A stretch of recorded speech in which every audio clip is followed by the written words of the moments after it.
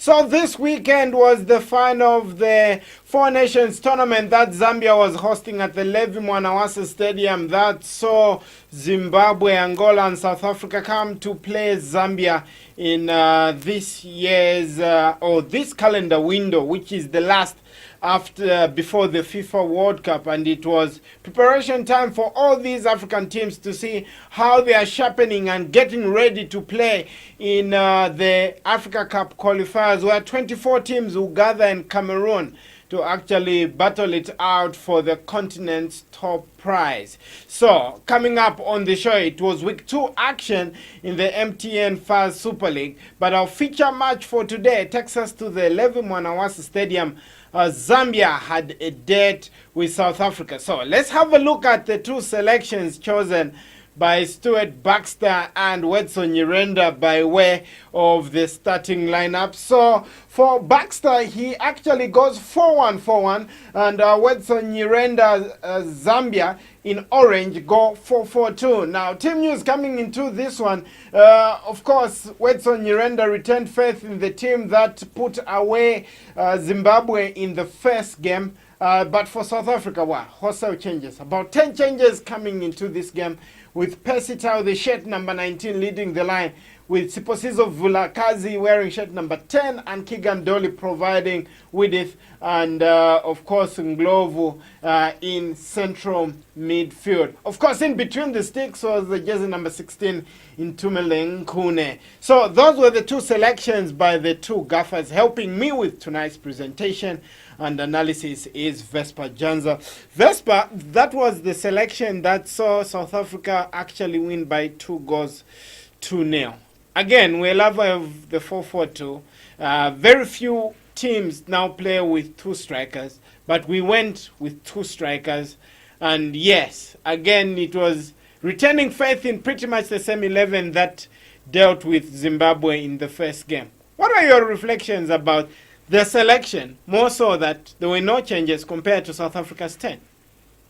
Yeah, I think it's good that we are having these tournaments, which we can look at what our national team coach is trying to prepare for the Africa Cup, even the World Cup itself. How can we make a good team that can qualify to the World Cup and participate there, to see a difference which we've been seeing in the past? Because if you look at his lineup and look at the performance for Zimbabwe and South Africa, I think we need to sit down and look at what are we doing, because there's no change. And if you look at the way they are scoring us, we allow them to score us first, and then we want to come from behind, which is not good for the team. Was there any real need for change? Or yes, Wedson Nyirenda probably wanted to take the same team for a spin and see how they were going to perform. But many people have also argued that it was pretty much the same story at the CHAN Championship. Is it something that you felt we needed to ring in some changes the same way our opponents on the day did? Yeah, because if you look at some players, we've been trying them for some games, which I think for a striker to be given a lot of chance to play, I think you should show that I'm a striker. I can perform and maybe even try to get a lot of goals. But if you look at some of these players who are coming even from the under 20, graduating with some of their fellows who are at least showing the nation that they can score, for them to be called to the national team as a striker, I think they should show that they are professionals and they should behave like professionals. I think I saw something from South Africa. They made changes. If you saw even the goal which was scored in the almost the end of the match, the pass came to a player. I think he's a former professional player from, I think he had, I've just forgotten where he was, but if you see his experience and what he's trying to put in the team, I think which we need also in our team, that we should have some experienced players who can read the game and maybe try to encourage some of the players who can do it, because we have good players who can win us the game. There is a team we have. Yes, we lack some experienced players maybe to come in, but those players who are there, they should show that for them to be there, at least they should do, at least give something for the Zambians to smile about it. All right, talking about smiles or frowns, let's get into the tactical details of that game. The meet and bond of South Africa versus Zambia at the Levi Mwanawasa Stadium on Saturday evening. Let's now have a look at Zambia's play-out attack in this game, where Zambia went 4-4-2 and South Africa went 4-1-4-1. Right, so here's what would happen, and again, a little bit of variety compared to what we saw in the first game. Enoch Mwepu coming deep now to actually play with Salulani Piri in central midfield, the shirt number 20. As you can see, the number 11 is on the ball there, and because of the numbers that Zambia had in our own half and South Africa doing a medium press, it was easy for the Zambians to isolate and eliminate the shirt number 19, that is Percy Tau. But also check immediately what the South Africans are doing immediately that situation happens. The drop back, but look at the behavior of our forwards up the screen. Shirt number 10, Fashion. Of course, he's right-footed but playing on the left, but he likes to play and cut inside. That was not quite happening, so he actually runs into that half space in between the lines. And you also have Brian Miller, who's playing the number 10 role. He's the one probably scheming for Shonga, the shirt number 12, who's again surrounded by South African bodies there. And right there, in previous games against Zimbabwe and in other games, we've always said would like to see the number 8 participate in the playout, and we actually saw it on the part of Mwepu this time around. How do you think that one worked for us, Vesper? Yeah, for me, I think if you look at Mwepu, the way he's trying to organize himself in the team, I think I was talking to myself that if it was me, I think as a coach, I could have even given him that band to be captaining the team, Zite. Most of the times you find that when he's into attack, trying to maybe join the attack, you would find Fashion, he's also trying to maybe join him, but losing the positioning. I think even the tactical discipline also is affecting our team, Zite. All right, so talking about tactical discipline, of course, Zambia were playing against a team that had 3 players playing in central midfield, 1 the anchorman and the 2 attacking midfielders in that line of 4. So it was always 2v3 in the central areas, and depending on what Percy Tau does, whether he drops back into midfield, he makes it 4 and he forms a diamond which actually has pillars in the side in the shape of Kigan Dolly and Vilakazi. Let's just have a look at Zambia's progressed attack as we continue to tell the story of that game. Now, if you look at our progressed attack right there, we're talking about Fashion Sakala taking that space in between the lines. Now, this time when he receives the ball, because of the congestion, Vespa, he's actually failing to receive his ball goal side facing the goal, and he probably needs to receive the ball with his back to goal and actually try to turn the defender and move forward, as illustrated on the screen there. But all of a sudden, look at the positioning of the shirt number 11, Mwepu. He's being picked up by the anchorman for South Africa there, and Brian Miller is already running into the 18, hoping for a cross and to get something. Shonga the same, and you've got Augustine Mlenga, the shirt number 17 there. And all of a sudden, and we probably need to pencil this down, is that in terms of recovery, the South Africans, once you beat the midfield line, they were not very quick to close, but immediately you were surrounded by South Africans, you know, from back to front. Right there for Fashion, it was very difficult to turn the defender because the passing option is Mwepu there, and yes, sometimes we use them, but we're not very potent because most of our creativity was galvanized in the wide areas, Vesper. Yeah, very good player, Mwepu. If you look at even the way he's getting his weight now, Zite, I think he's even getting a lot of experience in him.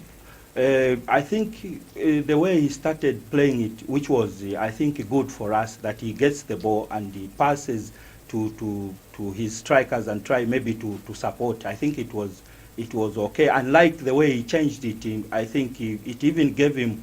I think when I saw him, I think he was tired because he was now getting the ball, try to run with it.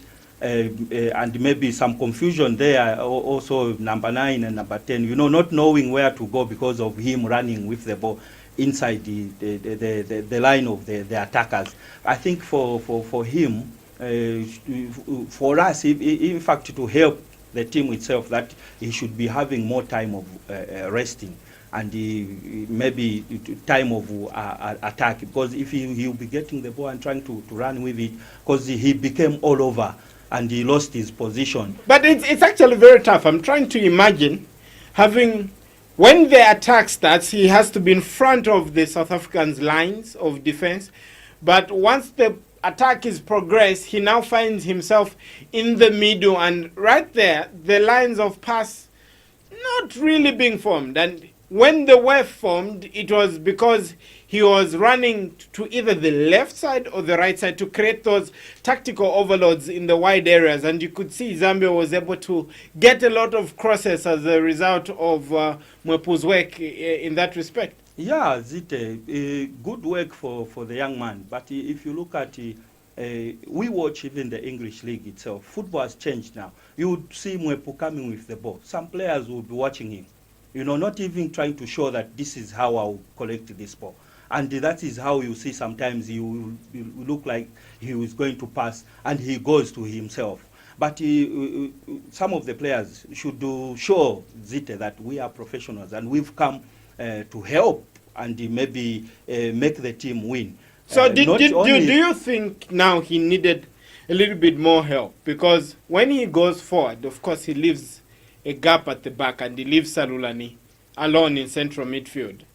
So what would you have liked to see in terms of having that stability? Because Mwepu is actually going into that position probably because Brian Mueller is not very good at linking a play. It's maybe not part of his strengths. Yeah, Zite, you know, you could see at times whereby we are attacking and our players were standing, like I was saying, trying to see where is he going to pass. If Mwepu is a midfielder like the way he is and the way he was coming, we have someone to come back trying to support him. If we are attacking maybe like from the left side where Fashion is, we should have at least the number 7 try to come in and cover him. In case of any breakdowns, it's easy for him also to recover. But what are you saying about the third player in central midfield, Brian Mueller? Of course, yes, he's a striker, but you could tell from the way he was playing, when we lose the ball, he would come a little bit down to come and collect. Probably you want him as a number 10 to play behind Shonga. But again, he's a big, strong lad. And I'm thinking maybe we should have played Shonga as the number 10 as opposed to Brian, and keep Brian in the box because he's good in the air and he'll give you something from the crosses that will come from the wide areas. Yes, Zite, you know, sometimes even the way we position these players, we should do also, those who are seated on the bench, the assistants, should also see that the way we made this lineup, I think it's not working. Because you can even adjust Zite in maybe 10 minutes to say, okay, we have made a mistake there, let's try to change them. Maybe like the one who is playing number 7, let him come inside. Maybe we try to see how the other guy can go and make crosses. Because if you saw, we had a lot of chances in the first half that maybe we could have even won the game. But the tactical discipline itself, because it comes back to the positioning. How do you position yourself when you want to score? And I'm thinking, because his second striker, he has to come short and link play up a bit. He has to come a little bit short. Yeah, but again, it's tough. You look at the bodies that South Africa were putting at the back. Yeah, and it's their discipline. And you know, if you look at the way they were standing, it was not easy for us to go through. Why? It's because of the way they were tactical in their discipline, you know. unlike ours, you find that sometimes we've seen that we failed to pass through, then we use the long balls, which couldn't even work for us. Yeah. Medium press, of course, it was a complicated day at the office. We probably needed to tweak it up a bit in terms of getting our act together, in terms of getting that good penetration we were hoping for. Let's now have a look at what was happening now in transition. Let's discuss Bafana's transition from defense to attack, because South Africa, of course, we're doing a medium press. And you see right there in that situation is that when Zambia was constructing the attacks, we put a lot of men in front of the ball. And right there, we lose the ball, okay, in transition. But look at the number of Zambian players that are committed up the pitch. Number 10, Fashion Sakala. Number 11, Enoch Mwepu. You've got Brian Mwila there. You've got Justin Shonga and Augustine Mlenga, the shirt number 17. That takes our number to 5. And because of that delayed recovery that the South African line, midfield line, would actually have, it was easier for them to win the second ball sometimes and begin to construct attacks from very deep positions. So as illustrated on the screen, they would get the ball in those situations. But look at how many Zambian players are already eliminated. And if you look at the second area now, it's Salulan Piri, the shirt number 20 versus number 25, number 12, number 7. And never mind the 1v1 between Roderick Kabwe and Vilakazi on the right-hand side of the pitch. But again, if you look at that one, we are holding a high line where we've got Shamjopa, Zio Tembo, and Solomon Sakala there. But Pesitau, again, clever striker, he's a small lad. He doesn't play on the back of the defender. He actually plays in the spaces, in between the lines, or in the channels, and that makes it possible for South Africa to construct chances and get him through on goal. And we saw that one, 1v1 against Tosta. Just after he scored, he could have made it 2-0, and that was basically our defending pattern. And if you look at now the back three in terms of speed and whatnot, I'm actually pulling my hair out. How do you sort out a defensive problem where you've got you want your defenders to be tall, big, and strong, but at the same time, in such a situation, you want them to be quick?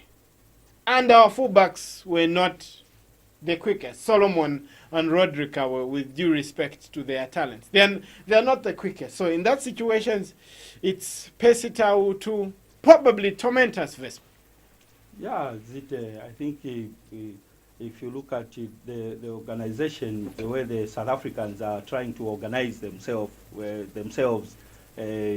their system, I think it's something which is I think we should also try to learn out of it. Because if you look at the way they were attacking us, Zite, look at our defenders. It was 3 against 1.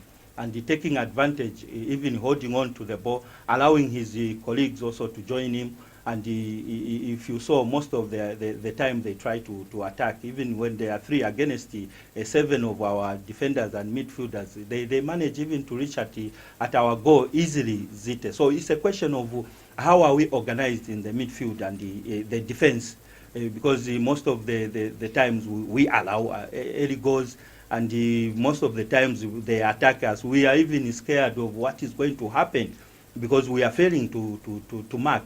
So it's a question of, is it working, the 4-4-2 system, which our coach has continued trying to maybe use. But I think if we look at it from the time I think he came, it has failed. And bringing back a striker to introduce him in a 4-4-2, I think for me, because it actually gives Mwempu double work. And, yes. And as illustrated there, let's just show that one again, how Bafana was transitioning from defense to attack. Right there, immediately there's a breakdown there, and Mwepu has taken a high position. Now you've got a deficiency of numbers in an area that the formation does not address, and that is in central midfield. So Salulani Piri will remain behind, close to the back four, to screen and try to babysit there.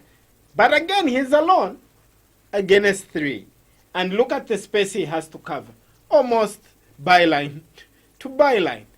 It will be very hard, and probably the same thing. Nathan Sinkala is not in the Chipolopolo these days because he had one bad game against Nigeria where we played a diamond, and well, the coach has seen enough. But right there, if you're alone there and the amount of space, and if you also look at the aptitudes of Nglovu, Vilakazi, Kigandoli, and Pesitao, these are players that can drive, they can run, they can dribble, they can eliminate, and you leave poor Salulani alone there. And as soon as Salulani is beaten, the backline is about to panic and have to chase frantically to try to correct the situation. Vespa.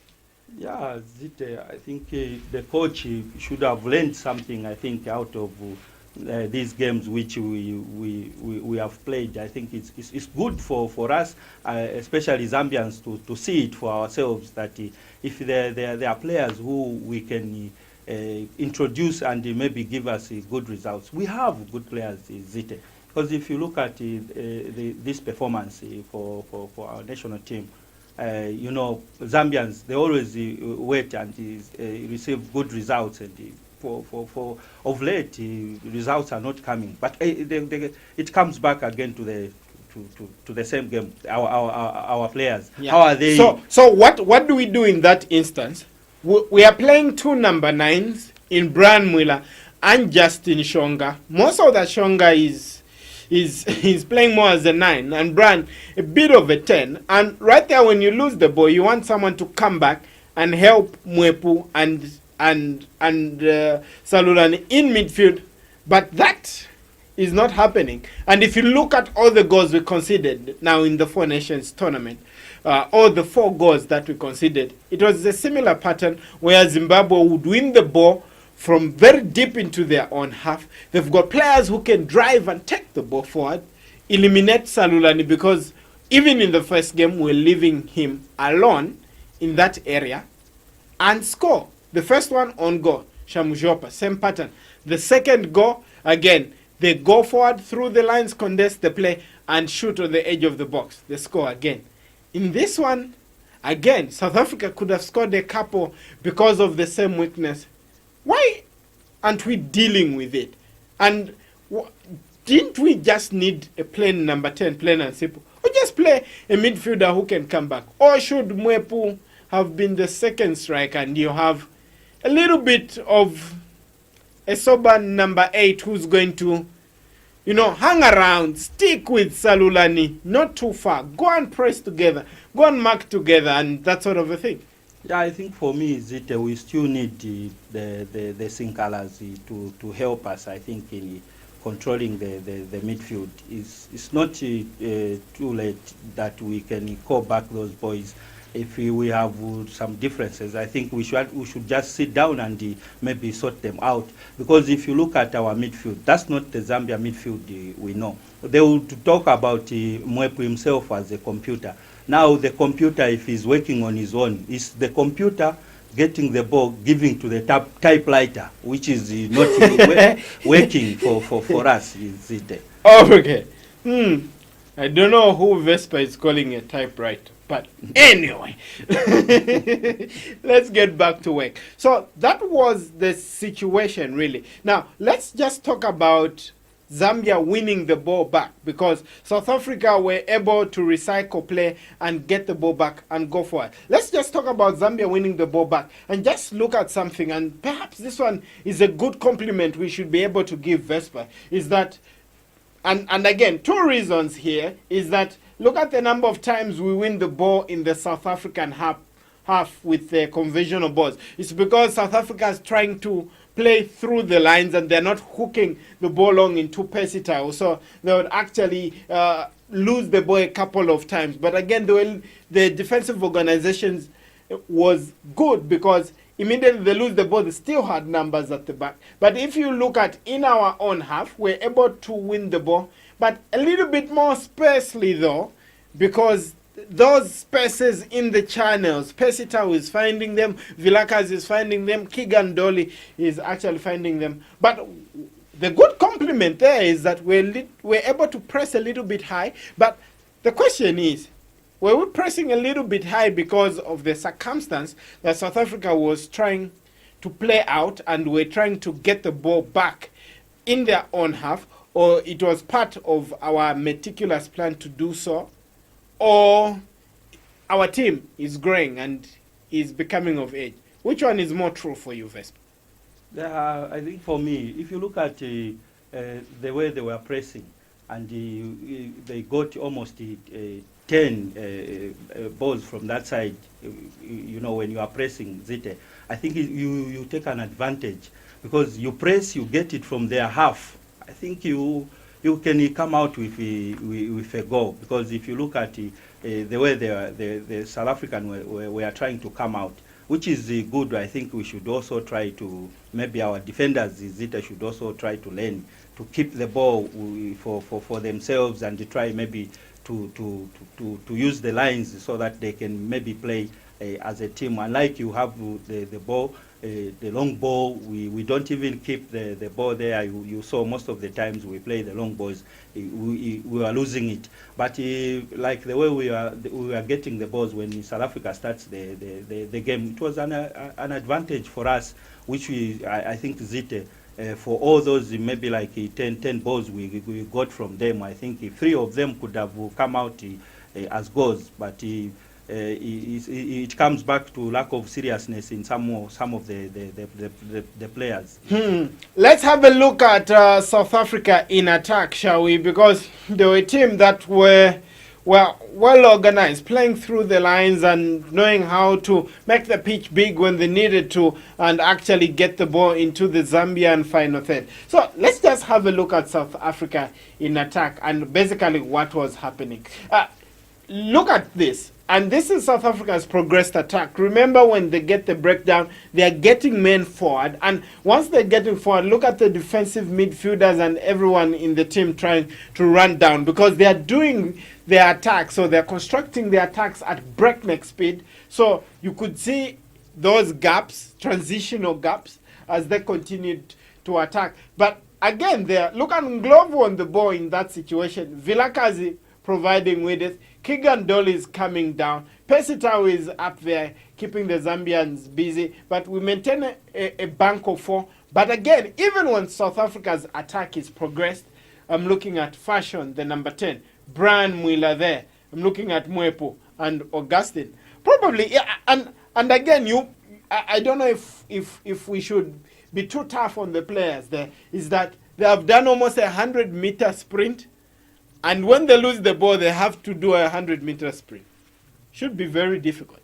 Yeah, it is very difficult, and they get tired like that, Zite, because if you look at South Africa, the way they were attacking, they also look at looking at the Zambian attack. When we attack, how do we attack, leaving Fashion, who is a fast runner? But if you saw the way South Africans were trying to come out and maybe try to enter in our area, you could even see that the command is still intact behind, and trying to move the midfielders in the same line also. Because it's probably an issue about arriving on time. So your tactical plan going forward should factor that in, that these players will need to get back as quickly as possible. But clearly, we're not arriving on time to actually stop South Africa from progressing their attack. Yeah, Zite, I think is also it comes back also to lack of communication with the players themselves. Because if you look at the South Africans, when they lose the ball, you see the way they react, the way they try to close. But ours, we can, yes, react, get the ball, but what next? Where are we getting the ball to? You find that Fashion wants to run with the ball, even where he's marked. You know, he loses the ball, he comes back, his position, you know. So our players should also try to change their attitude. You know, we've watched them playing. No, it's not on this game, even the Zimbabwe game. You know, especially when you are playing at home, you should show that you supporters, what you want is this. This is what we want to show you. If they are strikers, let them show Zite that we are strikers that we are called to the national team, and if we are professionals, let's show that we are professionals. Because if we go back to our local Zite, some of those who are not even called, they are crying. They are saying, if I was given a chance, chances should be given, I think, to others. Anyway, let's discuss something that probably is a good marker, even for our tactical conversations in this country about the way we decide to play football. Let's talk about South Africa winning the ball back and what they were able to do when they were winning the ball back. Because they had a lot of bodies behind the ball, most often than not. So the strike balls represent the instances where they won the ball back, but the next pass went back to Zambia. So they conceded possession to Zambia. But generally speaking, where the conversion of balls are actually tell us that South Africa, when they win the ball in those positions, they were able to pick a pass and begin an attack. So the very next move was actually progressive. Now, this one is actually very risky, and because of that, we saw them losing the ball a lot in their half, Vespa. But for all it's worth, looking at their game plan, they were able to win the ball and play it through the lines. And it comes back to an odd-edge question. Is when you are defending, you lose the ball, it's deep in your own half, your number 5, your number 2, whoever gets the ball. The next decision they make probably should not be to give it back to the opponent. And South Africa gave us a good example. With risk, yes, we can talk about 55% success rate. It's a very risky maneuver.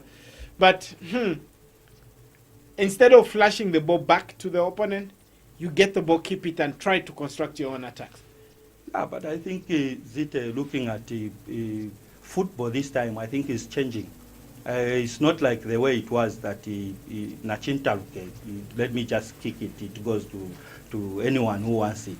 But for the game which is being played now, I think we've seen that you have to keep the ball for you to win the game. Because if you are busy losing the balls, then you don't want to play. South Africa were keeping the balls. Even the way they were losing them, I think is what our coach told them, that they should be pressing them. Because if you saw even in the first time, they were losing some, but for a coach to see that if they can lose some balls like that, then we need players who can at least, if they get the ball, have a chance and score. And it's good, I think, what South Africans are doing, because they are learning it, and this is what is happening in most of the How hard or easy is it to actually pull that one off? Is that the ball has come in the air, it's a flighted ball. Now, yes, you're supposed to head it away, but you're thinking, head it away to my teammate. Yeah, and you are heading it to who? Because most of the balls, sometimes you'd find that he is supposed to control it, but you just hit one touch. You are giving one touch to who? It's better the ball comes, you control it, you have no space, you still... but you need to become in the final third. Yes, of course, even the communication, because if I hold on to the ball, I can even speak to you, Zita, that Zita, can you start running? And you can even see that this guy is telling me to start running. Then he knows what he's trying to do. But for our players, they can be having the ball. They will look at fashion, trying to dribble 2 people, even when his colleague. But doesn't it come back to the issue of being comfortable? Your back line needs to be comfortable. Must be able to play. A goalkeeper must be able to play with the ball. Intumala Nkune is a good example of that. Is that he's very good with his feet, and that made it possible for South Africa to actually, you lose the ball back, instead of kicking it into touch, you can play to your goalkeeper, and the goalkeeper switches play and changes the direction of the attack. We probably need some training for that. A lot of it, because there are very few teams in Zambia that actually play like that. Yeah, I think if we go back to, if we look at when we have the ball, our keeper has the ball, we still have maybe about 8 of our players in our area. Maybe the keeper is the keeper talking? Is he moving them up from his area, so that at least maybe he can be having more space. Look at the South African goalkeeper. He has a lot of space because he talks. He's an attacking goalkeeper who can also maybe be involved. But if you look at our keeper, is he involved in any of our attacks, apart from just hitting the ball maybe up? Zite. We should have a keeper who can also be involved even when we start the game, try to delay also. How do you delay the game? Anyway, that's a multi-million-dollar question. Still on that one, let's now talk about Zambia's attacking potency. Of course, in this game, we had a situation where in the 34th minute, Brian Mwila was actually substituted. But Brian Mwila is a kind of player whose gameplay or match play is at depth to actually getting crosses into the box and actually trying to get him at the end of those crosses. To that effect, let's look at Zambia's cross map, shall we? This was the cross map, Vespa. On the right-hand side, very busy, but most of that action, and on the left-hand side as well, we had some crosses coming in. But generally, all these crosses were not landing on their opponents. And in the 34th minute, there was a decision made to substitute Brian Mwila, who's good at that. Lazarus Kambole, who came in for him, doesn't strike me as a player who's good in the air, but our game plan seemingly continued on the path of crossing it. I don't know. Possible with Justin Shonga and Lazarus Kambole as the target man against two very lanky players. In fact, if you look at the South African back four, I don't think in terms of height any of the Zambian players beat them. But anyway, I'm not saying that a cross cannot land where there are top players. It can land. It can land. Yeah, but what are the chances? Yeah, you know, the crosses also, Zita, it's not just to just hit the ball because there are people who are wearing yellow because I'm wearing yellow. You should also target to where this cross is going to. We've seen some crosses coming in. You know, when you go to the byline, they always tell them, they learn Zite about these things. You go to the byline, you are there, you also check where am I hitting this ball. It's not just to reach there, just hit it, because my coach said I should reach the byline there and cross the balls. The balls should also be crossed to a target man who is near for the goals. Watson Nyirenda had made apparent reference to that we had created an avalanche of opportunities, and mainly from there and some set pieces as well. But we didn't score. And for him, he said we played very well, but we just didn't score. Yeah, in fact, he said the best team lost, and I think for him, he had made a good team, which he thought he would come out with a good result. But sometimes also Zita, I think I can support him, because if you look at the players he lined up, especially up front there, they are good players. I think this is the same words on Nyirenda that last time out he was saying, after the CHAN, he was saying, I now know who can help me for what. And in this call for this Four Nations Championship was probably to see, and that's why he's saying he didn't bring Stopila Sunzumwene and the like. He wanted to see who can repay the faith. How many players do you think gave him confidence to look forward to the future with optimism? Because I think it's difficult for him, even right now. I think he has Zite. Because if you look at it, for me, players like Sate, I think I can put them as in the starting lineup. Looking at the way the boy is busy with his team. They lost where they went in the Continental. He came back, helped them even winning the Charity Shield. And then you take such a boy, put him on the bench. I think some of the players, we should also look at them. How are they performing? Unlike we just call the names to say, okay, we had such names who played very well, and then we just put them in the team. Well, perhaps you'd like to join the debate after we pay bills. That was our analysis of South Africa versus Zambia, where South Africa romped to a 2-0 victory that saw them win the Four Nation Invitation Tournament, which was hosted by Zambia.